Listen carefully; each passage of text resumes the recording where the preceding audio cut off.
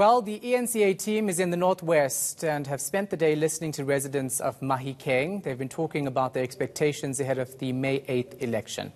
Our anchor Xoli Mgambi and reporter Aldrin Sampier are both in that province. Of course, they have been monitoring the situation. Xoli Mgambi, of course, is with the election bus. Aldrin, on the other hand, is going around speaking to people as well in the area, but he doesn't have that bus behind him like Xoli is, who is going to start off with first. So, Xoli, it's been a long day crisscrossing around the province. I understand you're in Danville at the moment. Indeed, Shahan, you'll recall that this community in April last year, it was the scene of running battles between community members demanding service delivery and the police. And I've just got to show you this, Shahan. We simply could not pass by here. We were on our way to another community, but once we saw this, Tebogo right now, what he's showing you is something that looks like a dam, but it's actually also got algae. Then on the side of it, you have filth. You have community members who come and bring their rubbish to dump it right here. And imagine the house that is literally the wall.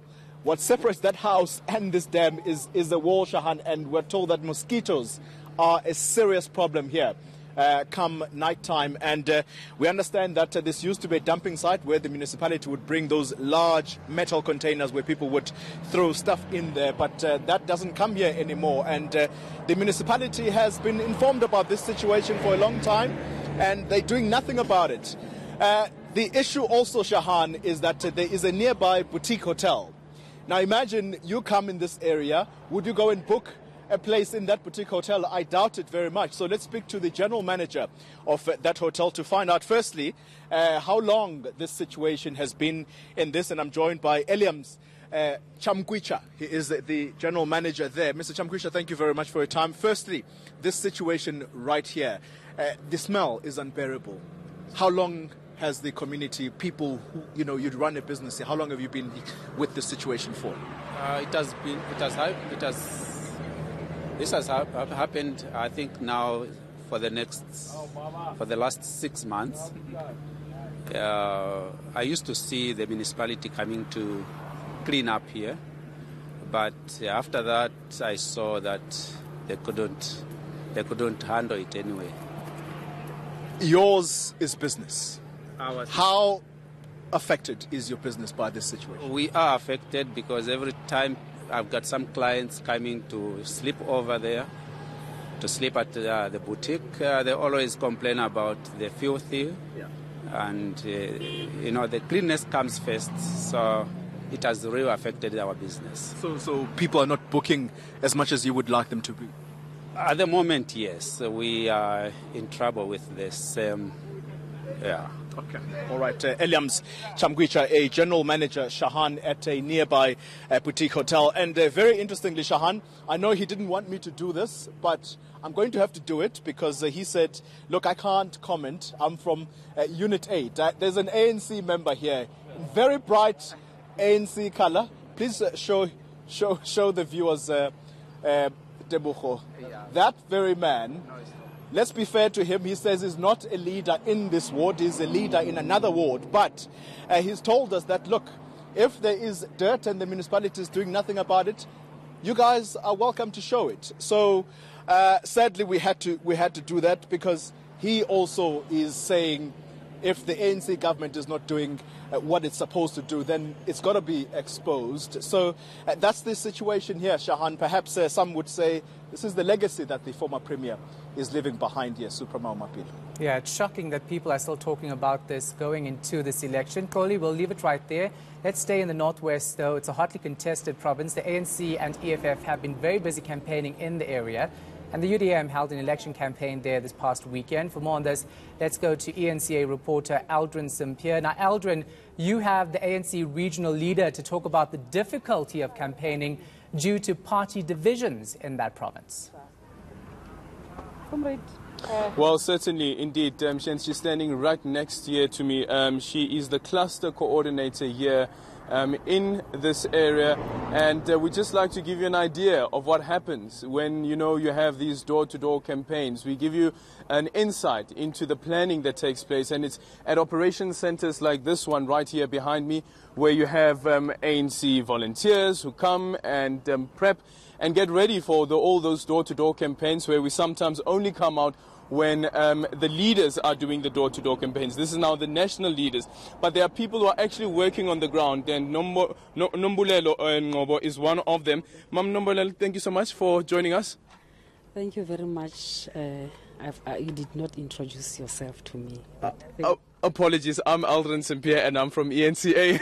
Okay, thank you very much, Simpiwe. Thank you very much. It's Aldrin Simpiwe, but it's fine, you can call me Simpiwe.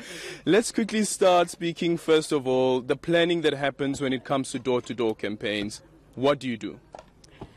We usually prepare the operational centers where we are going to do our administration work, preparing for door-to-door. Then, like you can see, the comrades are busy cleaning the place here.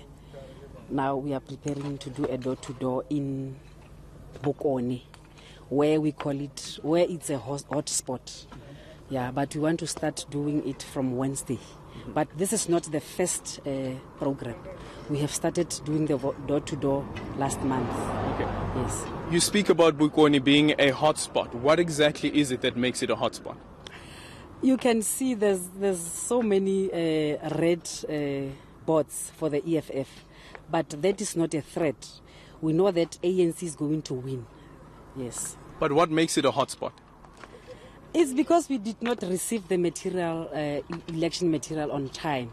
But fortunately today we have received many of them from the head office. Do you at all find that because of the divisions that the party has faced in the province, that it becomes very difficult to campaign, it becomes very difficult even to mobilize your own members to do these door-to-door campaigns? Already, it is not so difficult. We know there are differences in the province, but because we are all ANC members, never mind we differ with the approach in politics, but when we agree with the door-to-door, we all go to do the ANC work. But you do find that there are some members who are saying that I will not be campaigning because of the fallout, because Supra Mamapilu was recalled as the premier, the PEC was disbanded as well. No, we have never get such, unless, but after doing a door-to-door, we come back to the op center to give reports. So unfortunately, we did not get such a report. So you would say this ward is quite united in ensuring that the ANC wins, and is quite united in ensuring as well that the ANC is visible when it comes to campaigning? Yes, it is, and I want to promise you that we are going to win elections in this ward. It's unfortunately that it's the national elections, but we are going to win as a province. Yes. Here's the thing, and speaking about winning and speaking about the EFF and the EFF placards all around, we were speaking to one lecturer earlier on from the university, from the Northwest University, and he was saying that from the research that they've done, they've realized that the EFF seems to be making inroads in rural areas, including the villages. What's your sentiment with regards to this?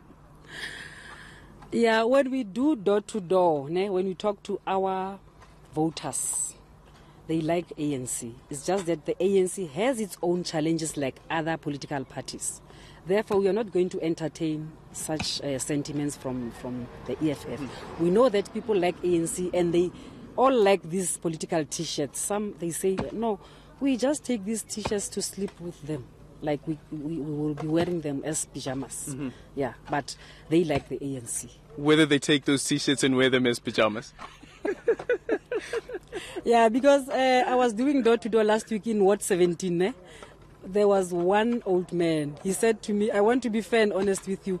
EFF lied to me. So I've been voting for the ANC for many years. You see how old am I? So they lied to me, and the problem with you, ANC, you don't come to us and tell us about the challenges in the organization. But I am going to vote for the ANC. And I think that's the thing, because it speaks to the power of the branches, how normally when you go to these conferences, the national conferences, you hear the sentiment and the phrase that amandla semasebeni, it's the branches that hold the powers. And it's the branches actually that face the onslaught that comes from these communities when there is no service delivery, because they know that you are a representative of the ANC. Yes, there is a challenge. We agree about the service delivery, and we explain to the voters. We don't lie to them. We can't lie to them because they also watch TV and they listen to the radios. So we cannot lie to them. We tell them that there's a challenge in the ANC, and all these challenges will be attended to after the elections. Okay, final one, May the 8th. What do you see? Do you see the ANC winning, or do you see a coalition? No. We are going to make sure the ANC wins. We don't want a coalition. You see what is happening in Gauteng, so we don't want such a thing in a province. What is happening in Gauteng? No, you can see. Everybody knows. Are you speaking about the municipalities? The municipalities, and I mean, how can you lose such a big city? So we can't. We are not going to allow that to happen. That is why we are hands-on.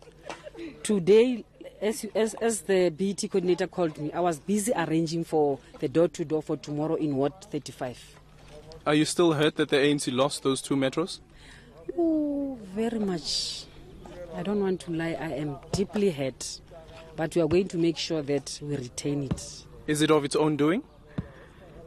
I can't say it's because of its own doing. But like I said, each political party has its own challenges. Well, thank you so much. There you have it, speaking like a true politician indeed. And this is the people who do the door-to-door campaigns and organize all these door-to-door campaigns as well. But certainly, as she's indicated, that she's quite hurt and still hurt over the ANC losing those 2 metros. And some are saying that the same thing could be happening here in this province, that this province could go through after May the 8th, that we could find a coalition. The DA has said that they are capable of pushing the ANC below the 50% threshold, but if you take into consideration the 2014 election results, they would need at least to cut the ANC's support by 18%.